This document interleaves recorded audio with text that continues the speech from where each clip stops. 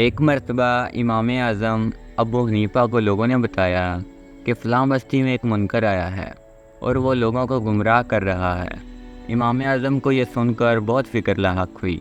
انہوں نے لوگوں سے کہا کہ مجھے اس منکر کے پاس لے چلو۔ لوگ آپ کو اس منکر کے پاس لے گئے۔ امام صاحب نے منکر سے کہا تیرا کیا مقصد ہے؟ تو منکر نے کہا نعوذ باللہ، میں یہ کہتا ہوں کہ اللہ تعالیٰ نہیں ہے۔ اگر کوئی میرے 3 سوالوں کے جواب دے دے تو میں اس دعوے سے پیچھے ہٹ جاؤں گا اور مسلمان ہو جاؤں گا۔ امام صاحب مان گئے اور مناظرے کی جگہ اور وقت طے ہو گیا۔ وہ منکر وقت مقررہ پر قاضی کی عدالت میں پہنچ گیا، لیکن امام اعظم تشریف نہ لائے۔ جب کافی دیر کے بعد بھی امام تشریف نہ لائے تو منکر نے یہ کہنا شروع کر دیا کہ لوگو دیکھو تمہارا امام جھوٹا تھا، اس لیے وہ یہاں نہیں آیا۔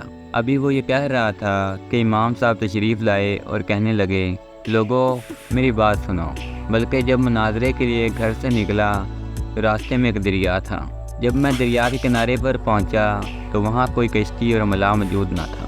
جب میں نے یہ دیکھا تو بہت پریشان ہوا اور اللہ تعالیٰ سے دعا کی کہ اے اللہ، اگر آج مجھے کوئی کشتی نہ ملی تو میں مناظرہ ہار جاؤں گا اور تیرا منکر جیت جائے گا۔ اس طرح لوگوں کے دلوں میں برے خیالات آئیں گے، بس میری مدد فرما۔ امام اعظم نے فرمایا کہ ابھی میں یہ کہہ ہی رہا تھا کہ کیا دیکھتا ہوں کہ کنارے پر موجود درخت خود بخود کٹ رہے ہیں، پھر ان کے تختے بن رہے ہیں اور وہ تختے خود بخود آپس میں جڑ رہے ہیں، اور دیکھتے ہی دیکھتے کشتی تیار ہو گئی، حالانکہ وہاں کوئی موجود نہیں تھا۔ پھر میں اس کشتی میں بیٹھ گیا، لیکن اس کشتی کو چلانے کے لیے وہاں کوئی ملاح موجود نہ تھا۔ میں نے اللہ تعالیٰ سے دوبارہ دعا کی کہ اے اللہ، جب تو بغیر وسیلے کے کشتی بنا سکتا ہے تو بغیر اسباب کے اس کشتی کو چلانا تیرے لیے کوئی مشکل کام نہیں ہے۔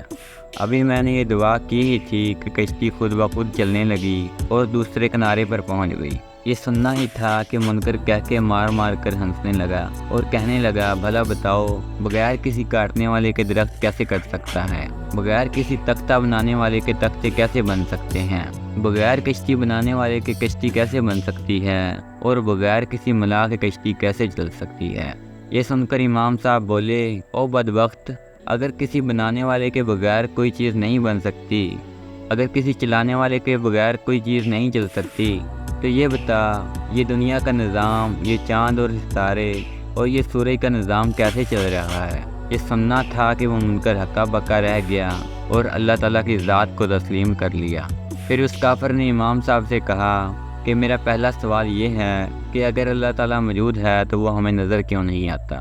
یہ سن کر سارے لوگ پریشان ہو گئے کیونکہ سوال ہی اتنا مشکل اور عجیب تھا۔ لیکن امام صاحب نے لوگوں سے کہا کہ جاؤ ایک دودھ کا پیالہ لے کر آؤ۔ لوگ وہ لے آئے۔ اب امام اعظم نے اس کافر سے کہا کہ بتاؤ اس دودھ کے پیالے میں ملائی موجود ہے؟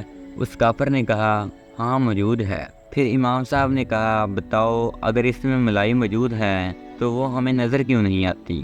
یہ سن کر وہ کافر پھر سکتے میں آ گیا اور اس کا جواب منکر کے پاس موجود نہ تھا۔ پھر امام صاحب نے فرمایا او کافر، اسی طرح اللہ بھی موجود ہے، وہ ہمیں نظر نہیں آتا کیونکہ ہماری آنکھ میں اتنی طاقت موجود نہیں۔ کافر نے کہا چلو مان لیا اللہ تعالیٰ موجود ہے، لیکن اب میرے دوسرے سوال کا جواب دی۔ اگر اللہ ہر طرف موجود ہے تو اللہ کا رخ کس طرف ہے؟ یہ سن کر سارے لوگ پریشان ہو گئے کیونکہ یہ سوال عجیب تو تھا ہی لیکن مشکل بھی تھا۔ اب امام صاحب نے لوگوں سے کہا جاؤ چراغ لے کر آؤ۔ لوگ چراغ لے آئے۔ پھر امام صاحب نے اس کافر سے کہا بتاؤ اس کی روشنی کا رخ کس طرف ہے؟ یہ سن کر وہ کافر پریشان ہو گیا اور کہا کہ اس کی روشنی کا رخ ہر طرف ہے۔ پھر امام اعظم نے کہا او کافر، اسی طرح اللہ بھی موجود ہے۔ پھر اس کافر نے کہا چلو مان لیا اللہ موجود بھی ہے، تو اب میرے تیسرے سوال کا جواب دیں۔ اگر اللہ موجود بھی ہے اور ہر طرف دیکھ بھی رہا ہے تو یہ بتاؤ کہ اللہ تعالیٰ اس وقت کیا کر رہا ہے؟ یہ سن کر تمام لوگ حیران اور پریشان ہو گئے اور آپس میں باتیں کرنے لگے اس کا جواب تو ناممکن لگ رہا ہے۔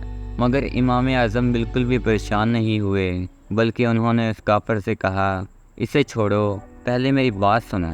جب میں اس عدالت میں آیا تو تم مجھ سے پہلے پہنچ چکے تھے اور تمہیں بیٹھنے کے لیے ایک کرسی مل گئی، لیکن میں دیر سے یہاں آیا اس لیے مجھے بیٹھنے کی جگہ نہیں ملی۔ اب میں کھڑا رہ کر تھک گیا ہوں، اب میں کھڑا رہ کر تھک گیا ہوں، ایسا کرو مجھے یہاں بیٹھنے دو، میں پھر تمہارے سوال کا جواب دوں گا۔ وہ کافر مان گیا اور اپنی جگہ سے اٹھ گیا۔ امام اعظم نے کرسی پر بیٹھتے ہی کہا کہ او کافر سن، اس وقت اللہ دیکھ بھی رہا ہے اور سن بھی رہا ہے اور موجود بھی ہے، اور وہ اس وقت ایک جھوٹے کو اٹھا کر ایک سچے کو بٹھا رہا ہے۔ یہ سن کر کافر حیران، پریشان اور ہکا بکا رہ گیا۔ اس کے پاس اب کہنے کو کچھ بھی نہ تھا اور وہ یہ مناظرہ ہار چکا تھا، کیونکہ اس کا پالا کسی عام آدمی سے نہیں بلکہ وقت کے امام اعظم ابو حنیفہ سے پڑا تھا۔